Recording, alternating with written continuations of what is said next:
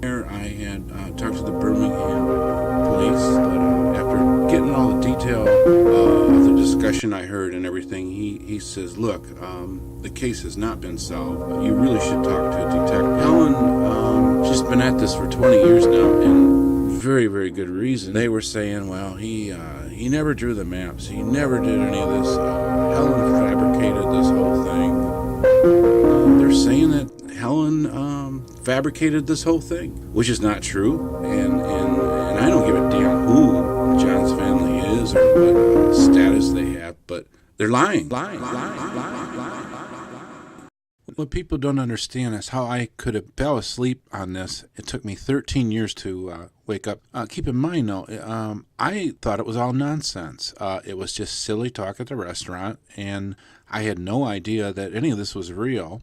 And at the end of 2004, when I read a post from Helen on American Most Wanted, and I saw Alpena, Big Boy, Placemat's confession, that's when it woke up to me. It was like, hey, wait a minute, I remember this. So after reading Helen's website and Todd's website and some other things on the internet, I didn't know what to do. I was in shock, but I also felt really, really stupid that here he was talking about the Oakland child killer, and I failed to recognize any of it. So feeling both guilty and stupid, it's like, what do? I asked my wife, I says, because she helped read over this with me. She didn't know much about it either. And I told her, I should at least let her know. And so the first thing I did was I wrote some email to Helen, basically to acknowledge I was there. And I felt, okay, reading on her website, they already cleared this guy. So there's really no need to get into any of the details that I heard.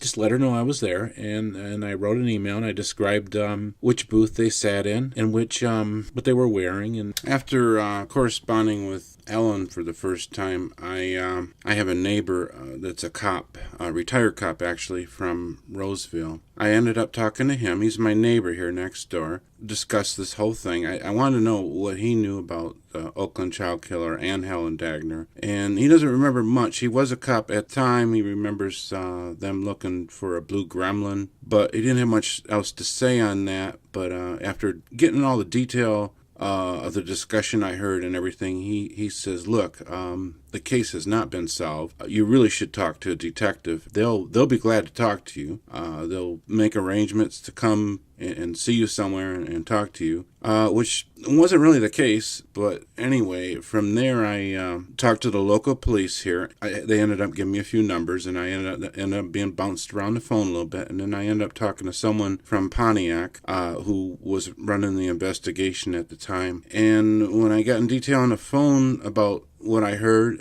he asked if this had anything to do with Helen Dagner, and I said yes, I believe so. And he said, look, the discussions, they did not take place. You did not hear Helen and John. There's no way. John's from a respectable family. There's no way he said these things. There's no validation to anything Helen Dagner has said. And I told him that's not true. The discussions did take place. I did hear some of it, but it was just, there's no way, with him anyway, that I was going to get anywhere. He's telling me the discussions did not take place at all. And so from there, I get off the phone. It's like, what am I getting into with this? Because it's so weird for me, because I know what I heard, and I got someone telling me it didn't happen. So from there, I wasn't too much longer, and the Michigan State Police took over the files, and this was on the news, and they had a hotline on one of the news channels, and I called in, and it was basically a message machine, but I went in some detail about this. And the following day on the news, when they talked about the tips, they said, well, somebody had called in giving details about a bogus confession. And then I'm thinking, even at that time still, okay, this very well was probably a bogus confession, and that's most likely what it was. And I didn't, really give it much more thought than that. But then it wasn't too long after that, on American Most Wanted, John's family was on there, supposedly, at least a couple from his family, and they were saying, well, he never drew the maps. He never did any of this. Helen fabricated this whole thing. So I got on there and saying this is not true. I heard parts of the discussion, and they really questioned my memory and how I could hear this and all that. But here we go. We've got the cop that was running the investigation, the Oakland child killer investigation to start with, from Pontiac, who's telling me the discussions did not take place at all. There's no way I heard them. And then you have the news basically telling me that it was a bogus confession I heard, which is saying that at least that it did happen. And now you got John's family, who is they're saying that Helen fabricated this whole thing, which is not true. And I don't give a damn who John's family is or what status they have, but they're lying. The discussions took place, absolutely, no doubt about it. And so from there, what do I do with this? A little bit of fact-finding mission. I'm trying to backtrack what really took place in Alpena. And so my next contact was actually my neighbor. He was pretty high up in the Alpena police, retired. And I haven't seen him or talked to him for about 30 years.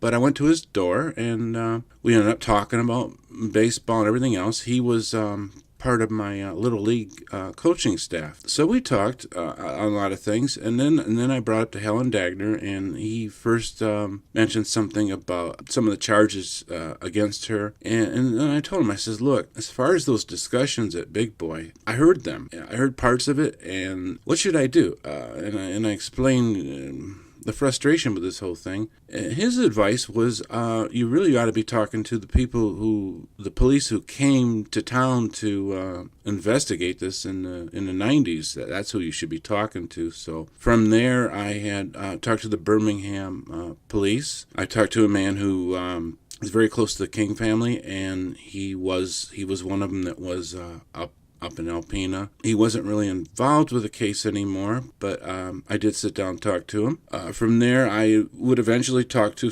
others. I had someone from the Michigan State Police call me at work. It was very difficult to talk about this at work with people around, and at that time I was working in the lab, and I had a lot of people around my desk always. He didn't really want to talk in person. He kind of blew it off, but still we ended up talking for a while on it. Some of them believe the discussions took place, and others you wonder, if they're really just blowing it off. But I don't agree with everything Helen says, and I don't believe everything Helen believes.